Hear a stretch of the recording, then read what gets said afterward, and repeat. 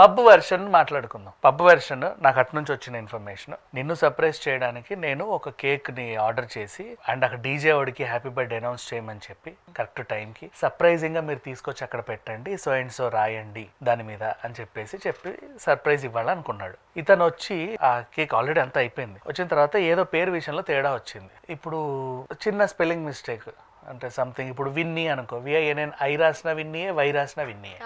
I కదా, నేను why చెప్పాను, నువ్వు వై ఎందుకు రాసావు, ఏదైనా ఇదే కదా, అలా నాకు ఇట్లా కాదు, ఇదే కావాలి. ఇప్పుడు వాడికి నాకు వాగ్వివాదం అవుతుంది, ఏదో గొడవ అవుతుంది, నువ్వు నీ కంటపడింది అది, ఇట్లా చూస్తున్నావు ఏమవుతుంది అని. వాట్ హ్యాపెన్ అని వచ్చావు.